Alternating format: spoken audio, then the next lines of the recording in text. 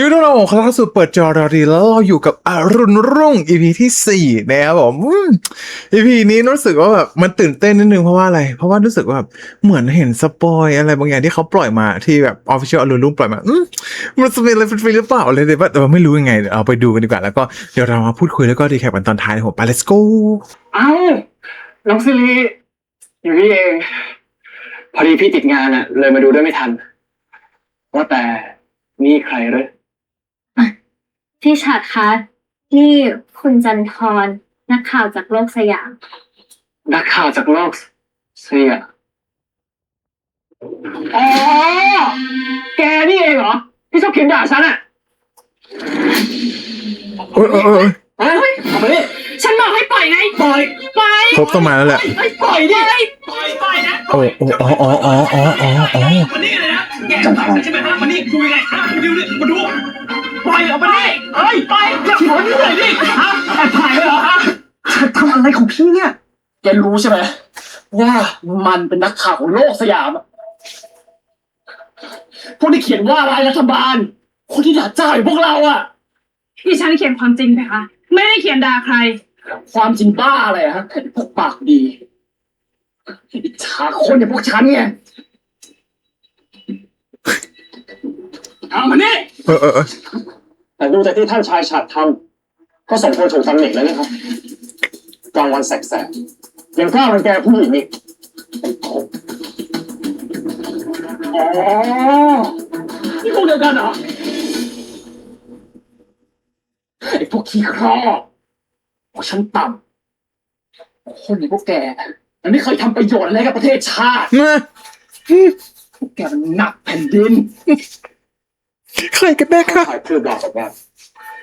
แผ่นดินเป็นสมบัติส่วนตัวของท่านชาย แผ่นดินนี้ ไม่ได้สงวนไว้ให้แค่เจ้าอยู่ แต่มันเป็นของคนทุกคนที่เสียเลือดเสียเนื้อให้กับประเทศนี้ด้วย เยี่ยม รวมถึงพวกขี้ข้าอย่างพวกผมพวกคนชั้นสูง ที่คอยเอารัดเอาเปรียบกดขี่ชนชั้นล่างต่างหากที่ควรถูกด่าว่าหนักแผ่นดิน เออ นี่เราพี่ชายคนเขาไม่ช่วยใจเย็นๆไม่อายเลย แต่งตัวโก้มาก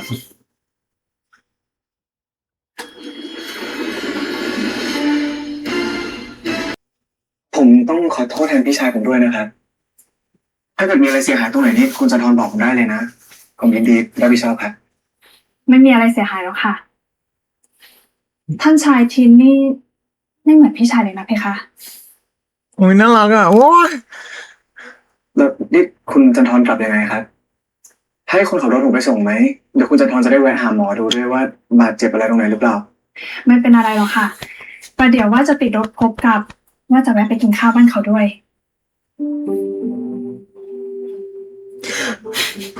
คุณจันทร์นี่สนิทกับพบมานานหรือยังนะครับ ก็ 11 ปี ส ก่อน นิทกันตั้งแต่พบออกจากวังวรากุลวาทินสักพักเพคะ ตอนนั้นนวลกับพบอยู่อยุธยา แต่โดนเจ้านายพระองค์หนึ่งโกงค่าเช่าที่โดนเขาฟันมือแทบขาด อ๋อ มันยังไม่ถึงเวลาเลยนี่จ๊ะ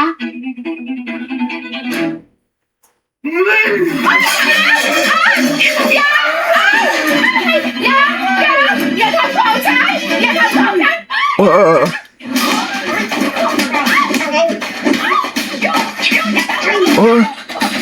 เป็นยังไงไม่รู้ โอ้ยเชี่ย เดี๋ยวฉันหยิบเงินให้นะอย่าทำลูกฉันพี่จ๋าเอาไปให้หมดเลยเอาไปให้หมดเลยแต่อย่าทำอะไรลูกฉันนะจ๊ะที่ขอร้อง ก็แค่นี้แหละ ไปไป เชี่ย เป็นยังไงลูก เออแต่แม่เขาก็รักมากๆแหละ ฟันมือแทบขาดแล้วครับ เพคะ ที่มันลอยไง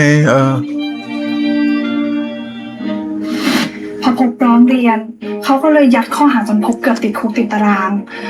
นวลก็ดิ้นรนหาทางช่วยพบทรัพย์สินที่ติดตัวมาก็หมดสิ้น ก็เลยต้องระหกระเหินมาอยู่แถวบางกะปิจนได้มาเจอกับดิฉันเพคะ โอเค ฉันชอบรีแอคชั่นของท่านชายมากเลยอะ เพลงนี้เลยเหรอครับ เพค คะ โอ้ย แต่โชคดีนะเพคะที่พบเป็นคนเรียนเก่ง ก็เลยสอบได้เป็นทหาร แล้วก็ได้ทุนไปฝรั่งเศส โอ้ยถ้าตอนนั้นเราตั้งใจไปอังกฤษด้วยกันนะเนาะถ้าเราแบบไม่มีโอกาสได้ไปจริงๆอ่ะ ท่านหญิบอก ตอนที่อยู่ที่วังพบเขาก็สนิทกับท่านชายนี่เพคะ งั้นเราสองคนก็ถือว่าเป็นเพื่อนสนิทพบเหมือนกัน ไม่เหมือนกันหรอกครับ คุณจันทรอยู่กับพบเขาตอนที่เขาทุกข์ยาก ส่วนผมเป็นแค่คนที่สร้างความทุกข์ใจให้เขานะครับ ลูกชายกูหนักหนาขนาดนี้เลยเหรอ นี่พบไปเจอกับท่านชายธินกรนั้นหรือ มันบอกแล้วว่าเรื่องนี้อยากคุยที่บ้าน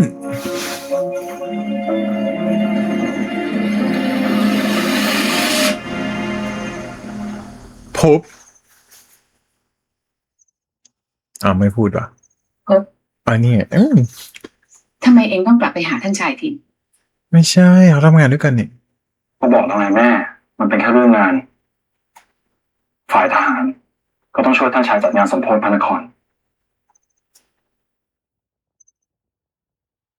แค่นั้นแน่เลย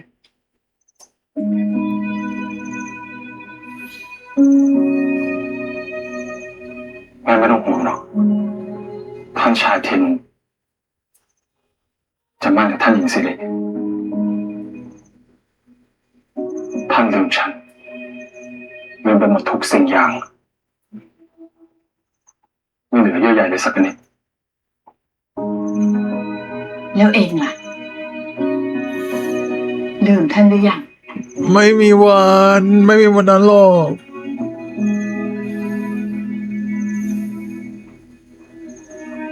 พบ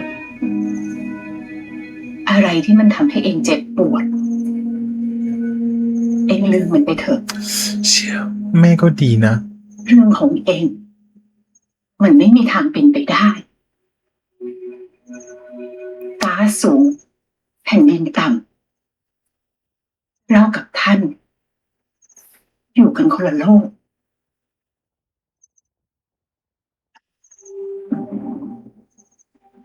คุณเห็นทิกเกอร์คำเนี้ยทิกเกอร์สำหรับพบเหมือนกันอะไรเงี้ยไม่ชอบคำนี้เลย เหมือนปลุกอะไรบางอย่างในตัวเขา มันอาจจะไม่เป็นแบบนั้นตลอดไปก็ได้นะแม่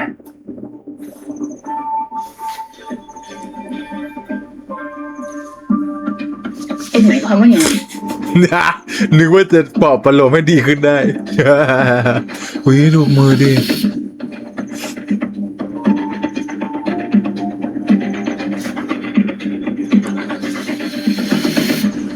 สั่งไง จะมาขอกำหนดการเสด็จของเจ้านายทุกพระองค์ในวันงานสมโภชมันเกี่ยวกับหน้าที่ของคุณตรงไหนกระหม่อมคงรู้ไว้ จะได้คุ้มกันความปลอดภัยให้เจ้านายทุกพระองค์ คุ้มกันจากอะไรหรือคุณคิดว่าจะมีใครไม่พอใจเจ้านายถึงขนาดลุกฮือกันในวันนั้น ก็ใช่ว่าจะเป็นไปไม่ได้หรือเมื่อราษฎรกำลังเดือดร้อนผู้คนอดอยากในขณะที่เจ้านายบางคนมัวแต่จัดงานเลี้ยงหรูหราไม่เคยเหลียวแลคนที่อยู่ต่ำกว่า แบบนี้มันก็เท่ากับเอารัดเอาเปรียบทำนาบนหลังของชั้นล่างแต่ก็ไม่ใช่เจ้านายทุกพระองค์จะเป็นแบบนั้น คุณเองก็เคยอยู่ในวังวรากุลวาทินที่นั่นเคยให้ชีวิตคุณใช่กระหม่อมจำได้ดี ที่นั่นให้ชีวิตกระหม่อมแต่ก็พลาดบางอย่างไป อยู่ ตรงไม่เหลือ อยู่คนเดียวเข้าเองนะ เสด็จไปไหน ทำไมพอพูดเรื่องนี้ต้องหลบหน้ากันด้วย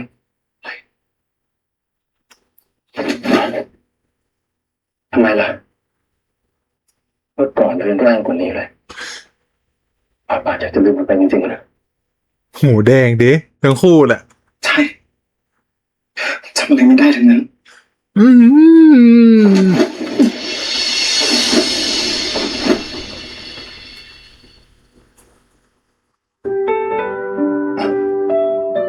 สำหรับฝ่าบาทอดีตคงไร้ค่าใช่มันก็ควรจะลืมมันไปซะแล้ว นี่เจ๊ ไม่มีประโยชน์อะไรหรอก เจ๊อย่าอย่างนั้น ไปหมดแล้วจริงๆให้กระหม่อมช่วยเตือนความจำให้เลย เชี่ยอย่าบอกเอ้ย ปล่อยผม เชี่ย ถ้าฝ่าบาทอยากให้ปล่อยฝ่าบาทเองก็ควรจะหนักแน่นกว่านี้นะ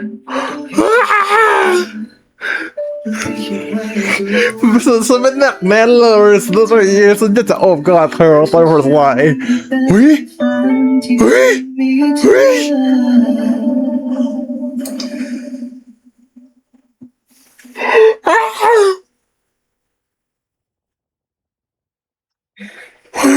หากกัน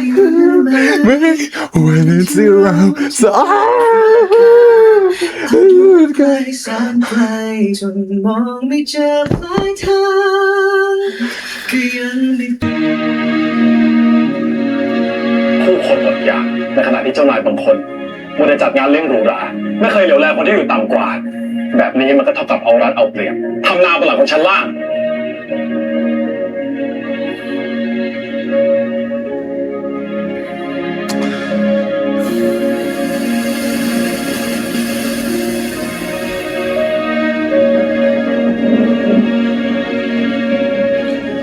พบต้องมาแล้วปะ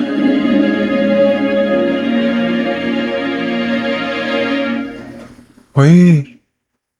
เฮ้ย ระวังนะ อู้หล่อวะเชี่ยชุดนี้หล่อวะ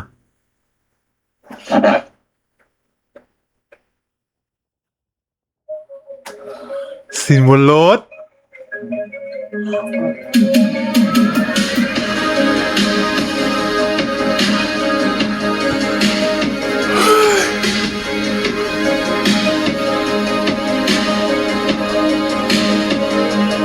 แกหัวใจฉันจะทะลุออกมาแล้วตอนเนี้ยอุ้ย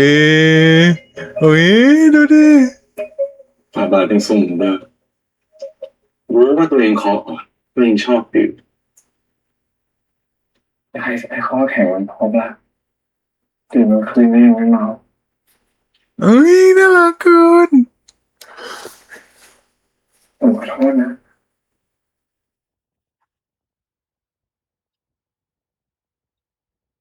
ฝ่าบาทขอโทษกับมันเรื่องอะไร นี่เมินเหรอ มันจะทอดเล่าให้ผมฟังว่าหลังจากออกจากวังไป โอ้ ผมกับแม่ต้องลำบากมาก เชี่ย โดนเจ้านายคนหนึ่งโกงค่าที่จนหมดเนื้อหมดตัวเกือบติดคุกแบบนี้ใช่ไหมคุณเล็กๆพวกเจ้านายใช่กระผมลำบากมากแต่เรื่องที่เจ็บปวดที่สุดไม่ใช่เรื่องที่ต้องเกิดติดคุกไม่ใช่เรื่องที่สิ้นเนื้อประดาตัวแต่เป็นจดหมายฉบับนั้น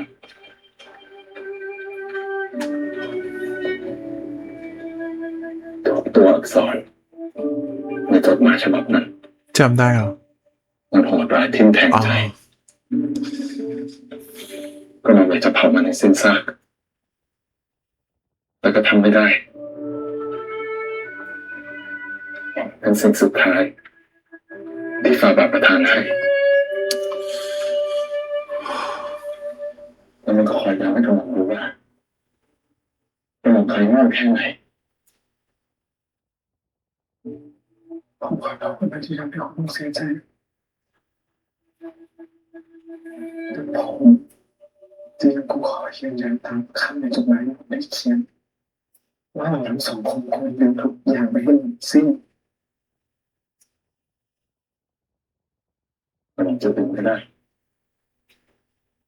แต่กระบะก็ต้องพิสูจน์ให้กำลังเห็นว่า ประมาณก็ลืม กระบะได้ทิ้งมันไปไหนจริง ว้าวเป็นพิสูจน์ตั้งแต่ในห้องทำงานแล้ว ๆพิสูจน์ยังไง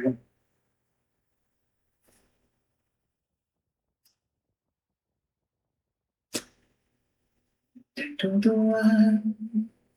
คือพื้นที่มันไกลแสนไกลไกลเกินไปและคงไม่มีวันจะเอื้อมถึงกัน โอ้ยลืมไหนลืมกี่โมง ไม่เห็นจะมันลืมเลย แต่ฉันเชื่อว่าไม่ได้เป็นแค่ฉันมีเธอ ถ้าใช่ถ้าจะมาทำอย่างดีไม่ได้นะคะเดี๋ยวมีคนมาเห็นตรงนั้นหน้ารถแน่ใช่ อะไรว้าย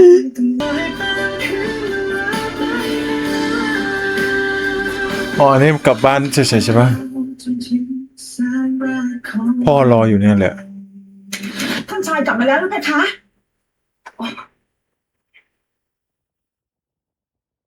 อุ้ยแล้วนั่นไปโดนตัวอะไรกัดมาแล้วไหมคะ ดูสินั่นกัดเจ้าคอแดงเชียว ยุ่งเลยยุ่งจ้ะ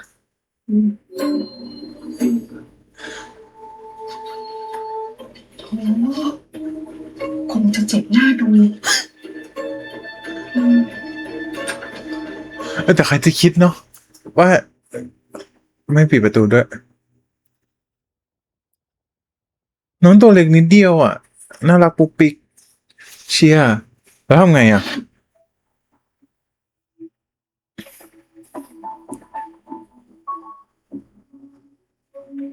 11 ปีไม่มีอีกแล้ว เฮ้ยเชี่ยมาร์คให้กันด้วยเหรอ หมายถึงว่าแบบตรงพบก็มีเหรอ แต่ยุคนั้นเขาติดกระดุมมาอย่างนี้อยู่แล้วปะ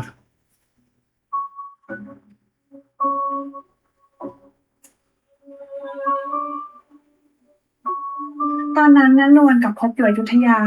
แต่โดนเจ้านายพระองค์หนึ่งโกงค่าเช่าที่โดนเขาฟันมือแทบขาด พอพบร้องเรียน เขาก็เลยยัดข้อหาจนพบเกือบติดคุกติดตารางนวลก็ดิ้นรนหาทางช่วยพบทรัพย์สินที่ติดตัวมาก็หมดสิ้น คุณจันทร์อยู่กับผมเขาตอนที่เขาทุกข์ยากส่วนผมเป็นแค่คนที่สร้างความทุกข์ใจให้เขานะครับ น้องจูบลงมือแล้วปะ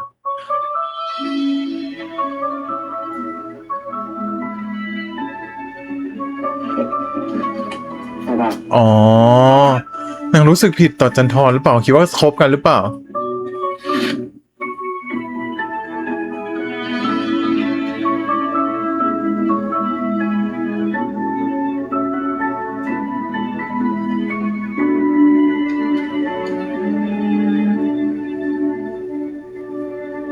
กลัวพ่อมา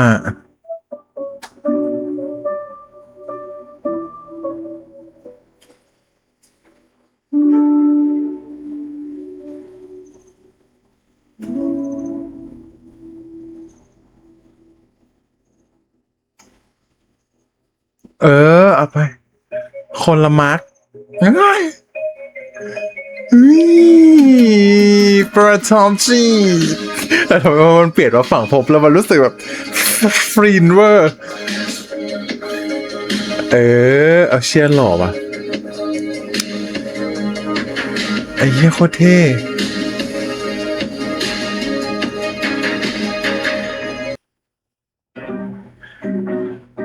ล็อกเหรอไอ้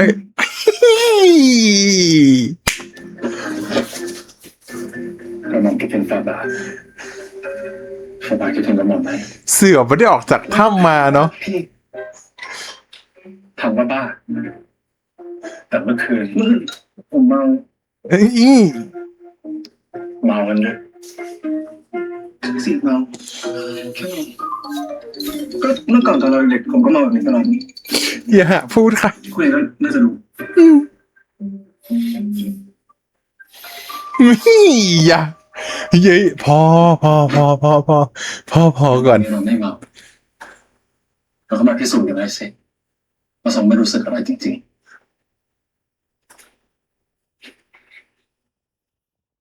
โอ้ย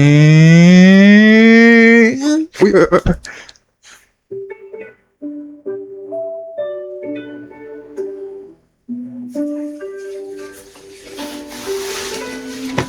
มันมีตอนไหนบ้างที่เขาจะขัดขืนบ้างอะไรอย่างเงี้ยเราได้เห็นว่าแบบเขาไม่ได้จะมันทุกอย่างเลยทุกครั้งเลยยอม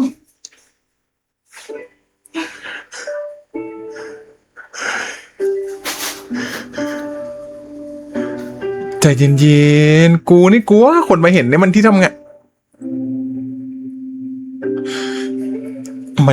นไงกลัวคนมาเห็นพอแล้วเดี๋ยวคนมาเห็นเฮ้ย ไหนว่าไม่เป็นผู้เข้าไป ในประตูล็อกเหรอคะ น้องพี่อยู่ข้างในเดี๋ยวเปิดประตูให้ เชี่ยแล้วน้องสิริมาตลอดน้องสิริเขารู้อยู่แล้วอะการล็อกห้องมันโอ้โห อ้าวพบ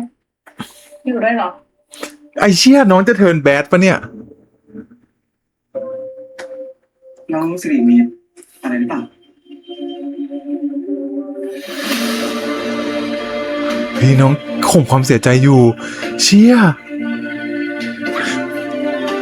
เล่นดีนะ อันนี้ให้นี่ว่าเล่นดี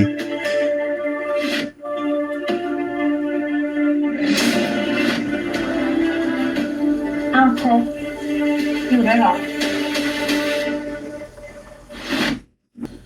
ลูกกับพบได้คุยกันเรื่องอื่นนอกจากเรื่องงานบ้างไหม ท่านพ่อถามทำไมหรือไหมคะ คนของพ่อสงสัย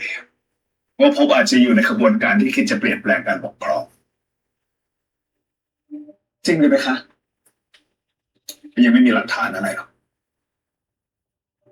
มันได้พูดอะไรที่ฟังดูน่าสงสัยบ้างไหม โอ้ยที่มาขอนั้น เริ่มจะรู้แล้วปะ ลูกก็ไม่ค่อยแน่ใจ น้องไม่ค่อยได้คุยกันเท่าไหร่ เอาเป็นว่าลูกต้องระวังตัวเอาไว้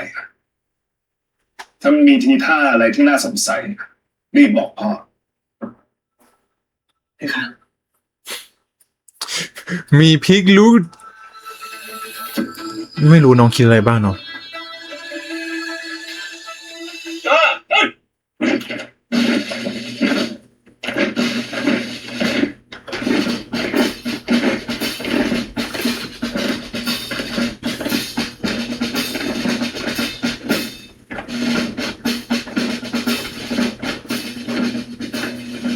ป้าป้า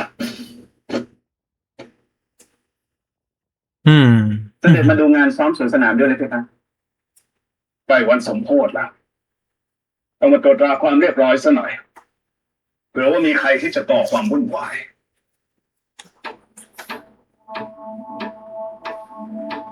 ขบวนกองปืนใหญ่สวนสนามได้ท่าทางเข้มแข็งแบบนี้ต้องยกความดีให้ร้อยเอกพบทีสิ ที่จริงควรจะเข้มแข็งกว่านี้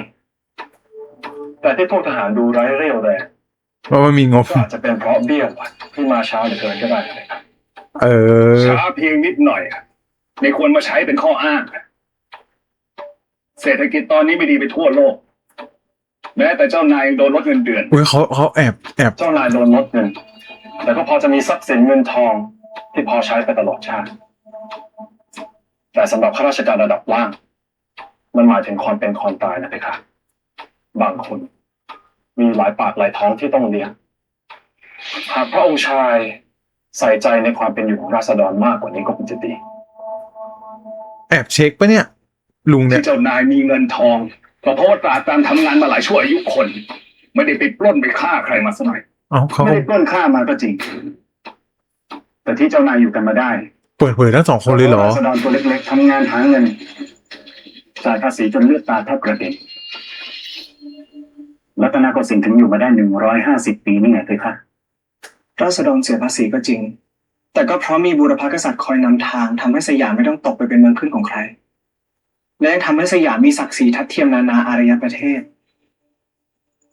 ไม่เคยเป็นเมืองขึ้น แต่เสียเสถียรภาพนอกอาณาเขต คนสยามต้องไปขึ้นศาลฝรั่ง ดูไม่ดีเท่าไหร่นะครับหมอ เอาเถอะใครจะคิดยังไงก็เป็นเสรีภาพ หากแต่ทำหน้าที่ของตัวเองให้ดีในงานสมโภชออกมาสมพระเกียรติก็พอ อุดมการณ์ต่างกัน ยังไงเราทุกคน สอง เป็น คน ข้าราชการของสยามได้พึงนำลึกเอาไว้ ว่าหากไม่มีเจ้านายคิดการไกล ให้ทุนคนธรรมดาได้ร่ำเรียน ป่านนี้นายทหารหลายคน คงจะเป็นได้แค่คนไร้อนาคต ก็ดึงมาด่ากันตรงๆเลย ไม่ควรคิดที่จะเนรคุณ แล้วก็ด่ากูตรงๆเลยก็ได้มันต้องอ้อมค้อมหรอกให้อย่างนั้นอะเรื่องนี้ทินก็ไม่เห็นด้วยเหรอ หรือ จบเหรอ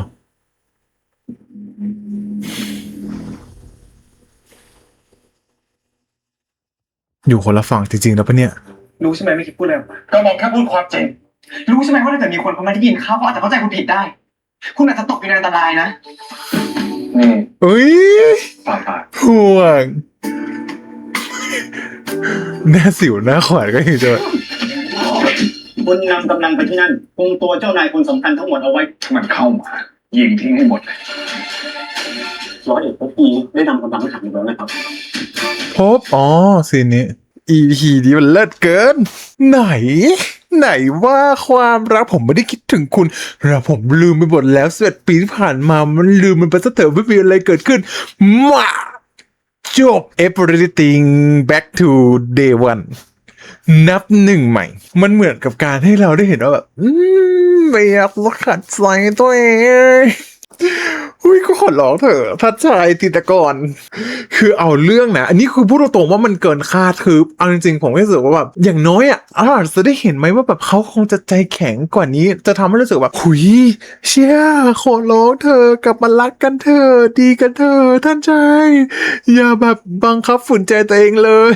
เหมือนเขาอาจจะได้ยินคำรีเควสของเราเป้าว่าแบบโอเคเธอพูดอย่างนั้นเหรอได้งั้นฉันก็จะไม่ขัดใจตัวเองแล้วอะไรอย่างเงี้ยคือพี่ยอมง่ายมากถ้าสดใจมันรักอะเนาะ11 ปีไม่มีความหมายอะไรหรอกอะไรอย่างเงี้ยแล้วทำมาส่งมาพูดว่าแบบผมเนี่ยหมายความทุกอย่างตามจดหมายที่ผมส่งให้คุณไปเหมือนเดิมกี่โมงอ่านย้อนหลังบอมันมีความหมายแบบพบเธออ่านผิดเธออ่านข้างหน้าเนี่ยเธอจะเข้าใจความหมายว่าอกหักถ้าเธออ่านย้อนหลังเธอจะเข้าใจว่าแบบรอฉันนะฉันจะกลับมารักเธอเหมือนเดิมแบบนี้หรือเปล่าเราเข้าใจอะไรผิดกันหรือเปล่าหรือว่ายังไงแล้วในรถนี่ว่าไปอย่างนะมันจะมีบนตึกใช่ปะอันนั้นก็โอเครอบแรกก็ไม่เท่าไหร่รอบ2โอเคเมารอบที่3เนี่ยเต็มเหนียวไปเลยนะพี่กูให้เลยเลิศมันฟินแบบไวไกลเกินไปหรือเปล่า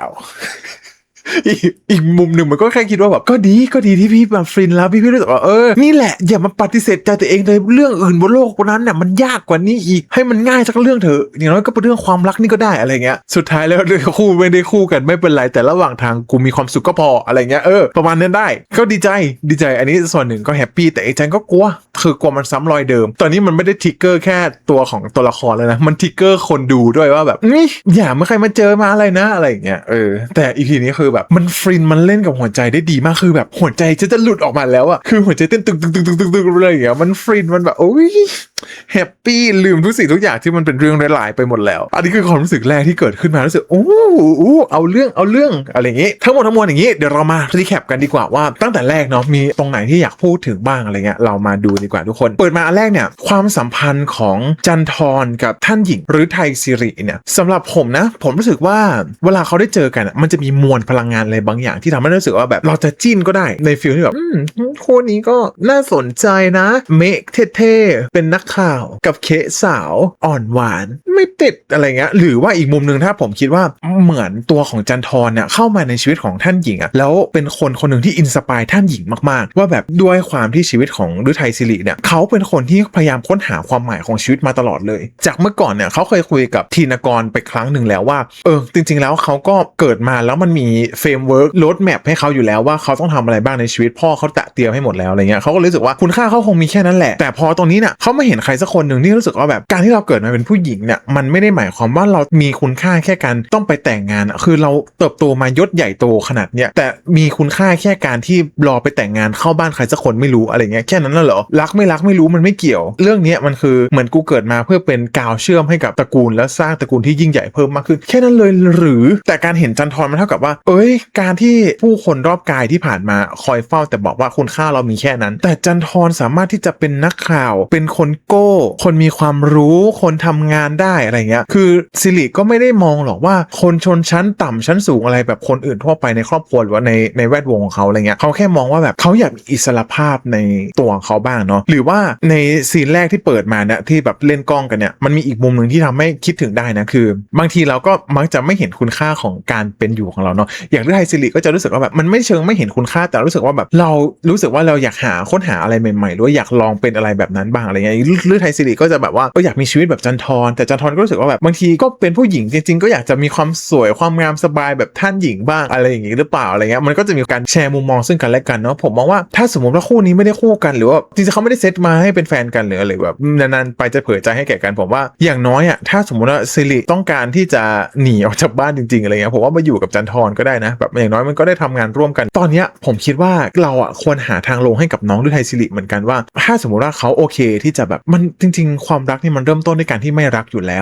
วก็เขารู้ตัวมาอยู่แล้วเนาะเขาเคยคุยกับธีนกรมาด้วยซ้ำว่าจริงๆเราไม่ได้รักกันเว้ยเราค่อยมาพิจารณากันอีกทีไหมอะไรเงี้ยคือมันชัดเจนอยู่แล้วในตรงจุดนี้อะไรเงี้ยแต่ผมก็ไม่รู้ว่า11 ปีที่ผ่านมาเนี่ยที่เขาอยู่ด้วยกันมาเนี่ยน้องหญิงฤทัยศิริเนี่ยเขายังมีหัวใจหรือว่าเกิดความรู้สึกอะไรบ้างหรือเปล่าหรือเป็นเพราะว่าบางทีมันอยู่ไปแล้วมันคิดว่าอยู่ไปเดี๋ยวก็รักกันหรือว่าแบบบางทีเราอยู่ด้วยกันมาขนาดนี้มันก็คงจะต้องเกิดความรู้สึกดีๆอะไรกันบ้างหรือเปล่าอะไรเงี้ยหรือว่าเราไม่ได้คิดในจุดนั้นมาตั้งแต่แรกแต่ว่าพอมันเจอตัวของทินกับภพอยู่ด้วยกันก็เลยรู้สึกอุ๊ยความรู้สึกนี้มันคืออะไรฉันชอบท่านชายธีรกรหรือเนี่ยอันนี้ถ้าเป็นฤทัยศิรินะโอ้ฉันอาจจะรู้สึกมีความรู้สึกอะไรบางอย่างไม่รู้เหมือนกันคือมันมีความที่มันตีกันในหัวผมนะคือฤทัยศิริก็รู้อยู่แล้วว่าในตัวเขากับตัวท่านชายธีรกรเนี่ยเราก็ไม่ได้ชอบกันมาตั้งแต่แรกอะไรเงี้ยเรารักกันในแบบพี่น้องกันมากกว่าแต่การไปเห็นภพกับทีที่อยู่ด้วยกันและจูบกันเนี่ยมันทำให้เขารู้สึกยังไงกันแน่ในความรู้สึกแบบเสียใจเฟลหรือว่าแบบเอ้าท่านชายรักคนอื่นอยู่ทำไมต้องมามั่นกับนี้อะไรเงี้ยคือมันเป็นเรื่องของผู้ใหญ่ที่เขาทำอะเนาะมันก็มีหลายรูปแบบแต่ผมแค่มองว่าสุดท้ายแล้วอะถ้าเขาเข้าใจจริงๆในซีนของจันทรที่พูดบอกว่าแบบถ้าไม่ได้รักกันก็ปล่อยให้เขาไปรักกับคนที่เขารักดีแล้วน้องเข้าใจจริงๆอันนี้โอเคก็จะเก็ตฟีลเลยเพราะว่าสิ่งที่ผมกลัวที่สุดคือกลัวฤทัยศิริเทิร์นแบดพอเทิร์นแบดเสร็จปุ๊บมันจะระเบิดตุ้มเป็นโกโก้คันแล้วทำไมแล้วก็จะเอาเรื่องของภพกับทีเนี่ยไปปล่อยไปเปล่าหรือว่าไปกันแน่กันแหนไปแสะไปแซงไปอะไรหรือเปล่าทำให้พ่อได้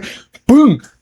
ทินไปทำอะไรมาลูกไปทำอะไรกับภพมาในบอกว่าคุยเรื่องงานปึ้งป้ามเจอเรื่องอีกอะไรเงี้ยมันอาจจะเกิดเป็นเรื่องอะไรแบบนี้ก็กลัวแต่ถ้าสมมติน้องแบบอุ๊ยหน้าจังหวะนั้นที่เขาไปเห็นแค่แบบว่าตัวของภพกับทีนจูบกันแค่นั้นแล้วแบบโอ้ยเสียใจข่มความเสียใจไว้อะไรเงี้ยก็เข้าใจได้ก็โอเคแต่อันนี้อ่ะเดี๋ยวพอได้คุยเรื่องของน้องหญิงไปแล้วคุยให้มันหมดเลยก็แล้วในฝั่งของน้องหญิงก็คือจริงๆอ่ะอีกซีนนึงที่ผมชอบมากๆเลยนะคือซีนแรกเนี่ยเราได้เห็นแล้วเนาะว่าน้องได้เห็นความจริงว่าเอ้ยทำไม2 คนนี้จูบกันเอ้ยเชี่ยเขารักเขาชอบกันเหรอคือมันก็มีความสับสนอยู่เนาะว่าแบบที่เขาไปถามบ่าวคนนั้นอีกอ่ะผมจำชื่อไม่ได้ผมขอโทษครับคือเขาก็สงสัยแล้วว่าทำไมเขาถึงดูไม่สนิทกันการจากกันไปแล้วเลิกรากันอะไรเงี้ยมันก็คือหาแบบจุดเชื่อมเนาะว่าทำไมถึงแบบเมื่อก่อนสนิทกันมากๆแต่ทำไมพอห่างกันไปแล้วกลับมาไม่คุยกันเหมือนเดิมเลยอะไรเงี้ยแล้วก็ไปเห็นอะไรที่จูบกันแล้วก็รู้สึกแบบเฮ้ยถ้างั้นความสัมพันธ์เขาต้องเกินกว่าเพื่อนจริงๆนั่นแหละอะไรเงี้ยคือจังหวะแวบแรกครั้งแรกที่ได้เห็นอ่ะก็คงตกใจแล้วแหละครั้งแรกที่แบบว่าเชียร์ทินกับภพไม่ได้เป็นเพื่อนกันเฉยๆว่ะแต่ทีนี้เนี่ยอีกซีนหนึ่งที่ผมชอบมากๆเลยนะคือซีนที่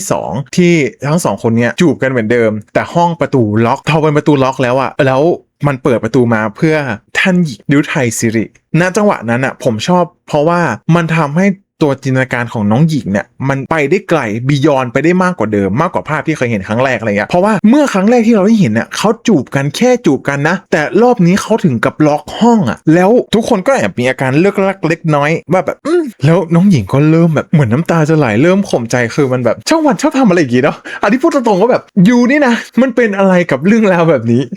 มันชอบทำอะคืออย่างเคสก่อนหน้านี้ในเคสประวัติศาสตร์เหมือนกันเนี่ยมันก็จะเป็นโมเมนต์อะไรแบบนี้ซึ่งผมกลัวมากที่จะเจอแบบซ้ำรอยเดิมอย่างแสนแก้วกับศศินที่แบบมีน้องปิ่นอนงเข้ามาแล้วสุดท้ายก็ต่อสู้ห้ามหันกันกูไม่ยอมกูจะเอาอยู่ด้วยกันไปเดี๋ยวก็รักกันเลยอันนี้ลึกๆอ่ะคือจริงๆเกือบจะไม่พูดถึงแล้วแต่ว่าขอ reference mention ถึงหน่อยเพราะว่า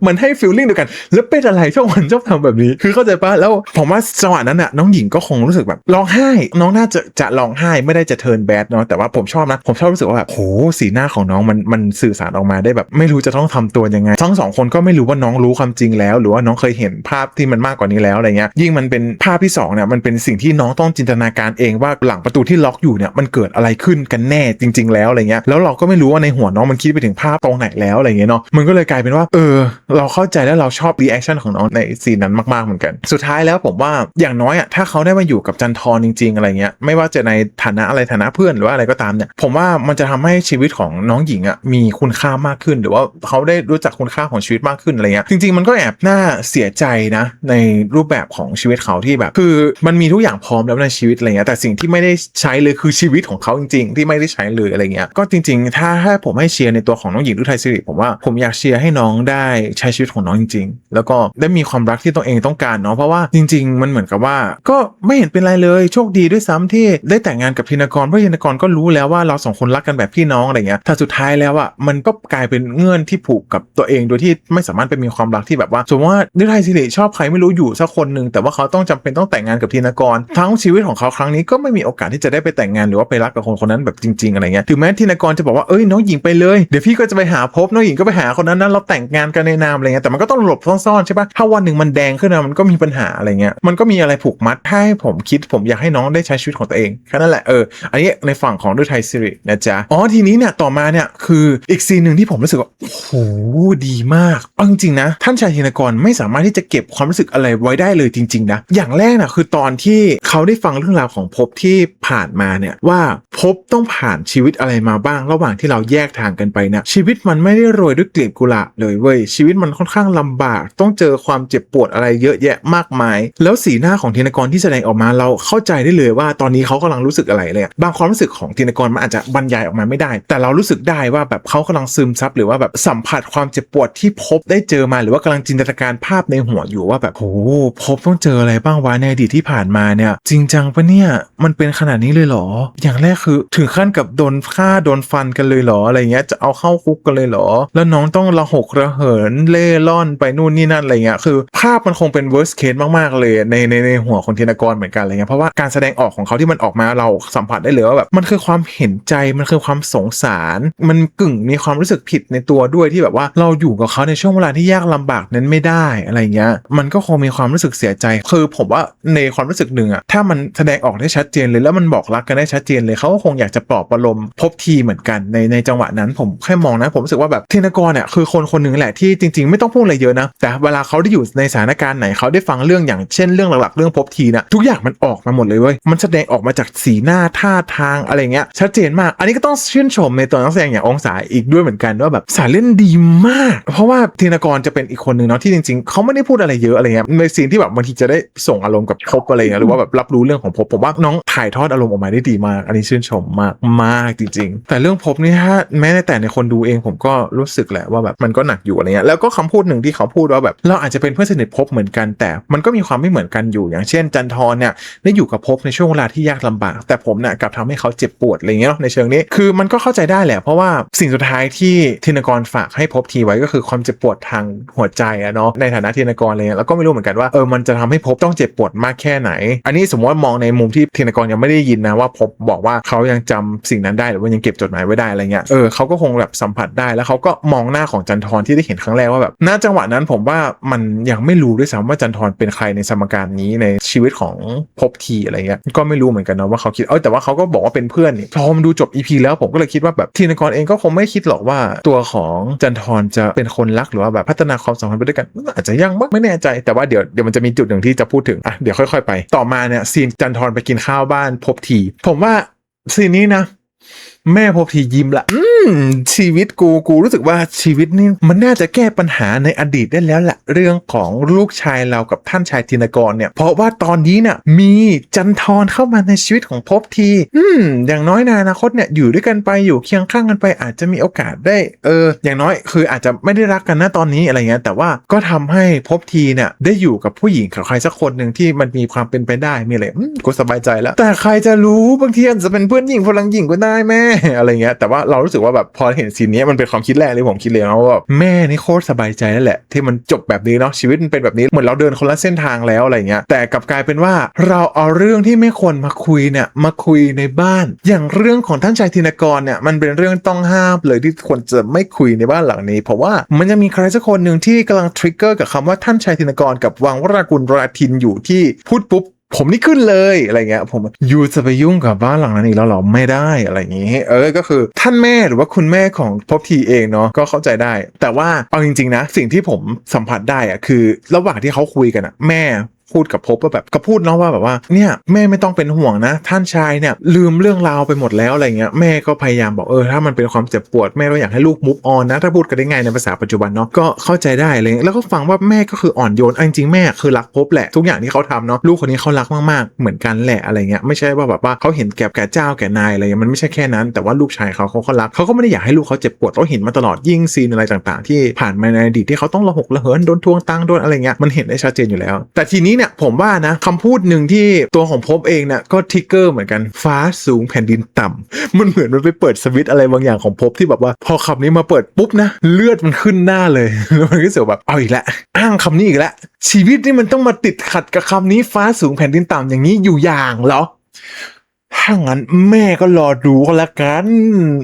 ว่ามันจะเป็นยังไงผมนี่แหละเป็นตัวตั้งตัวตีเลยที่จะปฏิวัติโลกใบนี้จะเปลี่ยนแปลงมันมีฟ้ามีดินมีอะไรแล้วทุกอย่างมันจะทัดเทียมเหมือนน้ำท่วมโลกและไปสัมผัสฟ้าทุกอย่างมันจะเป็นผืนแผ่นเดียวกันหมดเลยแม่รอดูก็แล้วกันความรักของผมกับท่านชายธินกรเนี่ยมันทำไมมันจะเป็นไปไม่ได้ไม่มีทางเดี๋ยวผมทำให้แม่ดูเนี่ยเขาก็ค่อนข้างมั่นใจในตัวเองเหมือนกันว่าเขาจะสามารถปฏิวัติกับสิ่งเหล่านี้ได้เพราะว่าสิ่งที่เจ้าที่นายทำเนี่ยมันไม่ถูกต้องมันขัดหูขัดตามมาตลอดอยู่แล้วอะไรเงี้ยแล้วเขาก็มั่นใจเสมอว่าความคิดของเขาถูกแล้วก็ผมก็ไม่รู้เหมือนกันว่าในจังหวะนั้นน่ะเปอร์เซ็นต์ของบ่าวไพร่หรือว่าคนประชาชนคนทั่วไปเนี่ยอาจจะมีเยอะมากเลยเขาแค่ต้องการปลุกระดมขึ้นมาแล้วก็ไปต่อสู้กับเจ้ากับนายเนาะเขาก็คงคิดว่ามีโอกาสเป็นไปได้เพราะว่าเราในฐานะของเป็นตัวตั้งตัวตีหัวก้าวหน้าเนี่ยเราก็คิดในรูปแบบของการที่แบบว่าเราเอาจุดอ่อนที่เราเจอกันมาเนี่ยเพนพอยท์ที่เราเจอกันมาในฐานะคนทั่วไปเนี่ยมาพูดแล้วเราค่อนข้างมั่นใจว่าถ้าเราใช้เวลาเขาเรียกว่าอะไรพูดให้ทุกคนปลุกระดมทุกคนไปเรื่อยๆเนี่ยมันต้องมีคนลุกฮือขึ้นมาเยอะแน่นอนแล้วมันจะสามารถเปลี่ยนระบอบทุกอย่างได้เพราะว่าความลำบากของพวกคนอ่ะมันอดทนกันนานไม่ได้หรอกอะไรเงี้ย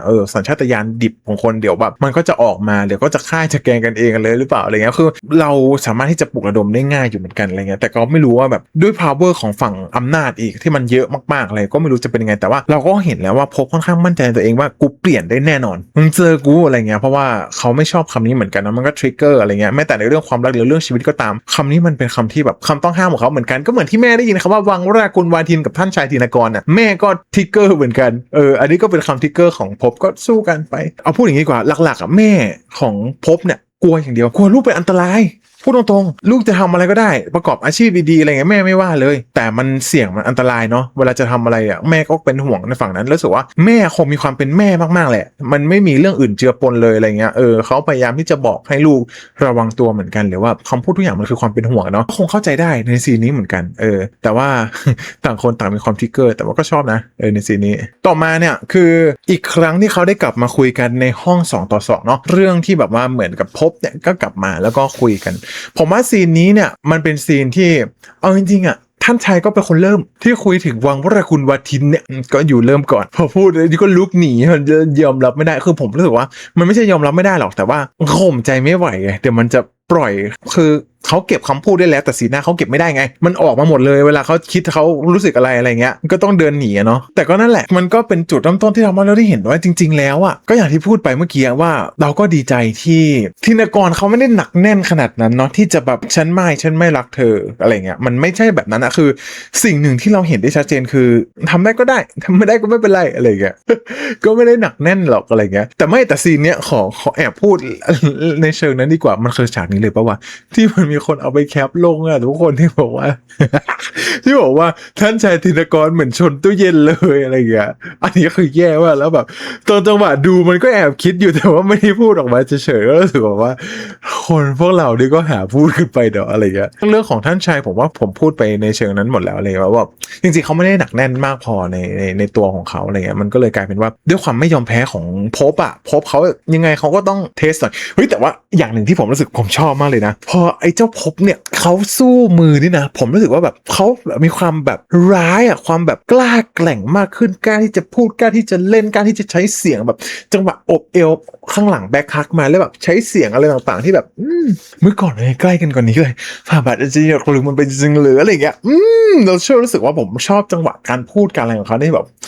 มันเหมือนกับว่ากูจะเอาให้ได้อะยังไงกูก็ต้องเอาให้ได้กูมั่นใจมาจากบ้านแล้ว11 ปีนี่กูไม่เคยมั่นใจอะไรขนาดนี้มาก่อนการที่กูจะปฏิวัติเนี่ยกูมั่นใจยิ่งกว่ากูจะปฏิวัติว่ามันจะสำเร็จหรือไม่สำเร็จคือความรู้สึกของยูนี่แหละมันชัดยิ่งกว่าชัดอีกอะไรเงี้ยก็เอาจนได้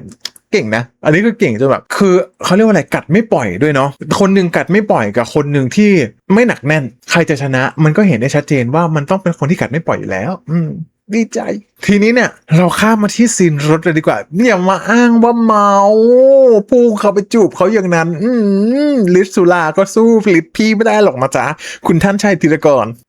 ขอร้องเถอะคือเอาพูดตรงๆนะว่าโอเคจังหวะจูบที่มันอยู่ในออฟฟิศเนี่ยเราตกใจรถฟินแล้วนะแต่รอบนี้เรารู้สึกว่าแบบด้วยความที่พบบอกว่าโอ๊ยเนี่ยอยากจะเทสหน่อยว่าแบบลืมมันไปแล้วจริงๆหรือเปล่าคำพูดคำจาเนี่ยที่มาบอกว่า11 ปีนี่ก็ยังลืมไปแล้วนะแบบยังหมายความตามจดหมายนั้นอยู่อะไรเงี้ยก็เลยรู้สึกว่าแบบโอเคพบก็คงอยากลองโอเคพอจูบเสร็จปุ๊บเนี่ยท่านชายผลักออกแล้วก็คงรู้สึกว่าเฮ้ยโอเคเขาคงไม่เล่นด้วยจริงๆแล้วว่ะอะไรเงี้ยเพราะว่ารอบนี้เขาผลักเราออกว่ะไม่ใช่บอกว่ายูจะเทสไอใช่ไหมไม่ใช่ถ้ายูจะเทสไอแบบนี้มันผิดมันต้องอย่างนี้สิจูบไอต้องจูบยูสิยูจะได้รู้ว่าไอยังมีความรู้สึกอยู่หรือเปล่าอันนี้มันสื่อสารความรู้สึกได้ชัดเจนสรุปมันเป็นเทสอะไรนะมันเทสบอกว่าตอนนี้ฉันไม่ได้รู้สึกกับเธอแล้วหรือว่าตอนนี้ฉันรู้สึกกับเธอมากแค่ไหนมันเทสยังไงกันแน่ท่านชัยธีรกรอันนี้ตอบมาหน่อย อยากรู้เหมือนกันแต่ซีนเนี้ยมันเป็นอีกอย่างหนึ่งที่มันเกิดขึ้นนะผมไม่รู้เหมือนกันนะว่าความรู้สึกที่มันพุ่งขึ้นมาระหว่างที่เรากำลังแบบมีความสัมพันธ์ลึกซึ้งกันจูจุ๊บกันอย่างด้วยความคิดถึงเนี่ยสิ่งที่มากระแทกหัวใจของท่านชัยธีรกรนะอันแรกเนี่ยมันคงเป็นความรู้สึกที่เขารู้สึกว่าเขาเห็นที่มือเนาะมันรีมายเขาถึงช่วงเวลาที่ยากลำบากของภพแล้วมันก็คงมีความเบลมตัวเองเหมือนกันว่าการที่ภพเป็นแบบนี้เนี่ยมันคือสิ่งที่เขาทำเหมือนกันมันก็เป็นผลมาจากเขาเหมือนกันที่เขาเจ็บปวดจากจดหมายหรือเขาต้องระหกระเหินไปตามชีวิตของเขาที่มันยากลำบากเนี่ยก็เป็นเพราะเขาเหมือนกันจำคำพูดของจันทรที่พูดมาอะไรเงี้ยเขาก็เลยเดินออกไปเพราะว่าเขารู้สึกผิดกับสิ่งนี้ผมคิดว่านะอันนี้คือความคิดแรกแต่ความคิดที่2ที่พอพูดมาเรื่อยๆเนี่ยพอมานั่งคิดมาเรื่อยๆนะรู้สึกว่าอาจจะไม่ใช่แล้วก็คือทีแรกผมคิดว่าอีกมุมหนึ่งคือเขารู้สึกหรือเปล่าว่าจันทรเนี่ยได้อยู่กับภพในช่วงเวลาที่ยากลำบากก็เลยรู้สึกว่าแบบคนนั้นอาจจะเป็นคนต่อไปที่เป็นคู่ชีวิตของภพหรือเปล่าก็เลยไม่อยากทำต่อละหักห้ามใจตัวเองอีกเปล่าอะไรเงี้ยแต่ผมรู้สึกว่าแบบหรือมันจะเป็นความรู้สึกผิดมากกว่าที่เขารู้สึกว่าแบบเขาทิ้งบาดแผลให้มากกว่าที่จะเยียวยาบาดแผลให้กับภพทีก็เลยไม่อยากไปต่ออะไรเงี้ยก็ไม่รู้เหมือนกันแต่ที่แน่ๆคือพี่โชว์เขาให้หมดเลยว่าพี่มีความรู้สึกดีๆต่อเขาแค่นี้มันก็ฟินมันก็เพียงพอแล้วเนาะทีนี้เนี่ยคือมาฝากเอาไว้ตรงร่างกายเธอเกิดแล้วแบบเท่าที่คิดเราก็คิดมาตลอดว่ามันจะปิดบังรอยจูบของเราอันหอมหวานนั้นได้ไม่ได้แต่ภพทีน่าจะปิดได้อยู่แต่ว่าท่านชายนี่คือโชว์เวอร์แต่ว่าไม่มีใครทักเลยเนาะก็เลิศอยู่ผมชอบอีกซีนหนึ่งคือตอนที่ภพเช็ครอยมันเหมือนแบบรอยจูบนี้ที่เธอฝากไว้ให้ฉันเนี่ยฉันรู้สึกมีความสุขมันบ่งบอกให้เห็นชัดเจนว่าภพต้องสู้นะเพื่อความรักของเราฉันทิ้งรอยนี้ไว้ให้เพื่อให้ภพได้รู้ว่าไม่ว่าเวลาจะผ่านไปนานเท่าไหร่เนี่ยฉันก็ยังรักภพเหมือนเดิมยังมีความสัมพันธ์ที่ดีเพราะว่าถ้าเราไม่รักกันจริงๆเราคงไม่ทิ้งรอยอะไรแบบนี้ไว้ให้กันหรอกหรือว่ามันคงไม่ถึงความรู้สึกที่มันลึกซึ้งไปจนถึงขั้นฝากรอยนี้ไว้ให้เป็นตราประทับให้เห็นว่าแบบเหมือนคนนี้ฉันจองอะไรเงี้ยเราอาจจะไม่ได้รักกันได้ง่ายแต่ว่าภพอย่ายอมแพ้นะอะไรเงี้ยภพนี่คือยิ้มฉ่ำเลยซิกมาบอยเลยปัดคางอย่างนี้เลยหล่ออย่างนี้เลยครับไม่งั้นโอเคผมจะลุกขึ้นสู้ผมจะทำยังไงก็ได้ให้คุณมาเป็นของผมปุ๊บพรุ่งนี้เช้าผมรีบแต่งตัวไปที่ออฟฟิศคุณเลยปึ้งไปนั่งออฟฟิศก็ยอมให้เขาจูบไปง่ายๆเหมือนเดิมเป็นไงล่ะถ้าฤทัยศิริไม่มาเจอนี่คือแบบก็น่าจะเกินเลยอยู่แต่พูดตรงๆว่าแบบเอาจริงๆนะผมขอร้องแหละช่องวันก็ได้หรือว่าอะไรก็ได้แต่ท่านชายกับภพเนี่ยขอให้มันเป็นพื้นที่ที่แบบไม่ได้ทำให้คนดูอย่างเรารู้สึกแบบหวั่นได้ไหมว่าใครจะมาเจอหรือเปล่าอะไรเงี้ยมันพับบิกเกินอ่ะในรถก็ทีนึงแล้วดีนะที่พี่ชายฉัดมาเจอแล้วมันแบบเขามาเจอตอนจบแล้วอะตอนที่ธินกรวิ่งออกจากรถไปดีที่ไม่รู้ว่าทำอะไรแต่ก็เป็นตัวละครที่โดนเนิร์ฟอยู่เหมือนกันไม่รู้ก็คือไม่รู้เลยอะไรเงี้ยแต่ก็ดีอะไรเงี้ยแต่ว่าออฟฟิศอะไรเงี้ยมันมีใครก็ได้มาเจอถ้ามันเป็นเรื่องที่มันแดงขึ้นมาจากการที่แบบว่าไม่ใช่ในวงการครอบครัวอะไรเงี้ยมันยากเนาะตอนนี้มันก็ไม่ได้ครอบครัวนะฤทัยศิริก็รู้แล้วอะไรเงี้ยแล้วก็ทีนี้เนี่ยซีนต่อมาเนี่ยคือพี่ชายฉัดที่บอกว่าเพราะพี่เป็นห่วงซึ่งจริงๆนะความคิดแรกของผมเลยไม่เชื่อไม่คิดเลยว่าจะเป็นห่วงน้องจริงข้ออ้างหรือเปล่าอะไรเงี้ยซึ่งจริงๆอันเนี้ยมันเป็นสิ่งที่ซีรีส์ เขาปลูกมาให้เราได้รู้สึกอยู่แล้วว่าคำพูดของชายฉัตรทรเนี่ยมันไม่มีอะไรเป็นจริงหรอกเขาแบบเละๆเทะๆในรูปแบบของเขาอะไรเงี้ยไม่เอาไหนไม่เอาสำหรับเขาอยู่แล้วอะไรเงี้ยมันคำพูดอะไรมันเชื่อใจไม่ได้หรอกเพราะว่าแม้แต่ตัวละครเองอ่ะที่เติบโตมาด้วยกันก็ยังไม่ได้มองในมุมนั้นเลยว่าพี่เขาจะมีมุมอ่อนโยนมีอะไรขนาดนั้นอะไรเงี้ยมันเลยกลายเป็นว่าความคิดแรกของเราที่เรารู้สึกว่าแบบเขาอยากรู้ความจริงว่าไปทำอะไรกับภพกำลังจะร่วมมือกันทำอะไรอยู่ซึ่งจังหวะนี้เขาคงไม่คิดหรอกเรื่องของการจะมีความรักซึ่งกันและกันเพราะเขาก็มันผู้ชายเนาะเขาคงไม่คิดอะไรแบบนั้นแล้วก็เขาแค่กลัวเรื่องของตระกูลเรื่องอะไรเนี้ยเป็นห่วงผมว่าหลักๆที่เรามองเราคิดว่าเขาก็ห่วงตัวเองอยู่พอสมควรอะไรเงี้ยแต่ถ้าสมมุติว่าเขามีความห่วงน้องชายเขาจริงๆอะไรเงี้ยผมก็ขอโทษอันนี้ผมพูดตรงๆว่าผมขอโทษเลยว่าแวบแรกผมมองไม่เห็นในจุดนั้นอะไรเงี้ยแต่มันก็ทำให้อึ้งเหมือนกันแล้วก็คงอึ้งไปพร้อมกับท่านชายเฮนกรเหมือนกันว่าเฮ้ยใครจะคิดว่าตอนนี้พี่ชายของเรามันจะหมายความว่าอย่างนั้นไม่เคยเห็นมุมนี้ของแกเลยว่าอะไรเงี้ยแต่อีกมุมนึงถ้าเขาเป็นอย่างนั้นจริงๆก็น่าเห็นใจที่แบบว่าขอโทษก็แล้วกันที่แม้แต่เราที่เป็นคนดูเราก็ยังไม่เห็นจุดนั้นของคุณมาตั้งแต่แรกอะไรเงี้ยแต่มันก็มีแวบนึงนะที่คิดในอีกแบบนึงคือมันจะมีสักแวบนึงนะถ้ามันตัดเรื่องของการที่แบบเขากำลังทำอะไรเบื้องหลังที่อาจจะทำให้เวลากุลวาทินนี้ล่มสลายคือมันต้องมีแบบนึงนะที่เขาแบบเห็นไหมกูบอกแล้วว่าภพทีเนี่ยไอ้ภพของพวกมึงเนี่ยกำลังทำอะไรบางอย่างที่กำลังจะล้มตระกูลของเราไม่มีใครเชื่อกูสักคนอะไรเงี้ยมันอาจจะเป็นแบบนั้นก็ได้ใช่ไหมเราพยายามเตือนพยายามบอกพยายามที่แบบจะหาทางอยู่แล้วอะไรเงี้ยแต่ก็ไม่มีใครเชื่อมันอาจจะเป็นแบบนั้นได้เพราะว่ามิชชั่นของภพเขาต้องการที่จะแบบเบลนสังคมอยู่แล้วอะไรเงี้ยแต่ว่าก็เป็นอีกซีนนึงที่ทำให้รู้สึกว่าแบบก็สับสนเหมือนกันว่าแบบแรกคือไม่เชื่อเลยแต่ว่าถ้าพี่หมายความอย่างนั้นจริงๆก็คงต้องได้ขอโทษพี่ชายจริงๆแหละอะไรเงี้ยภาพจำมันกลายเป็นแบบนั้นไปมันเลยทำรู้สึกว่าแบบทุกอย่างที่เขาทำมันไม่มีน้ำหนักเลยอะไรเงี้ยในตัวละครของฉัตรทรอะไรเงี้ยมันก็เลยกลายเป็นว่า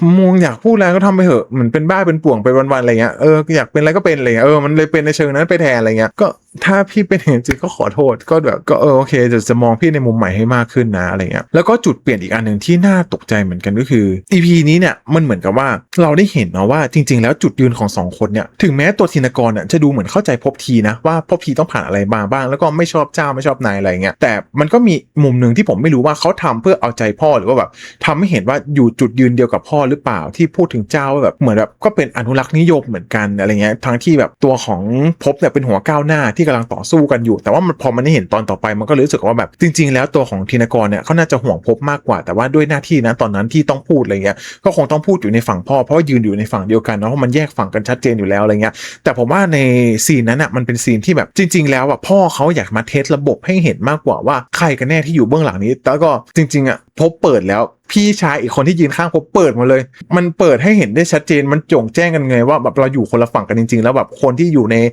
นทีมงานหัวก้าวหน้าคือใครมันไม่มีใครที่แอบซ่อนไปแล้วมันก็เลยกลายเป็นว่าตอนนี้ก็คงรู้แล้วแหละว่าจะเป็นใครและจะจัดการยังไงอะไรเงี้ยก็เรื่องนี้คงรอดู EP ต่อไปมันจะเป็นยังไงแต่ว่าก็คงสู้กันหนักอยู่แหละเพราะว่าอนุรักษ์นิยมก็ไม่ยอมเนาะหัวก้าวหน้าก็ไม่ยอมต่างคนต่างไม่ยอมต่าง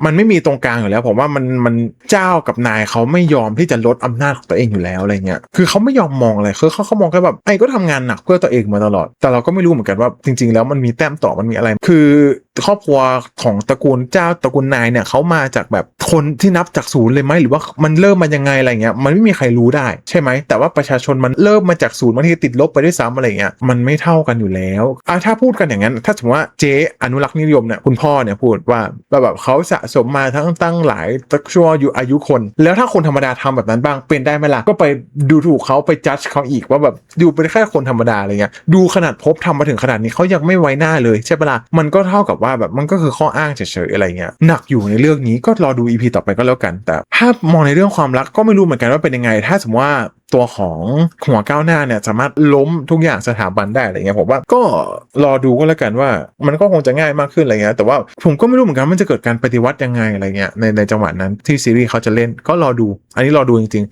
โดยทั้งหมดทั้งมวลก็ประมาณนี้ก็แล้วกันถือว่า EP นี้ก็นอนหลับฝันดีฟินๆอะไรเงี้ยก็แฮปปี้นะสอนพี่จ๋าก็คนดูแล้วเป็นไงก็ขอคอมเมนต์พูดกันได้นะผมก็รีแคปยาวมาก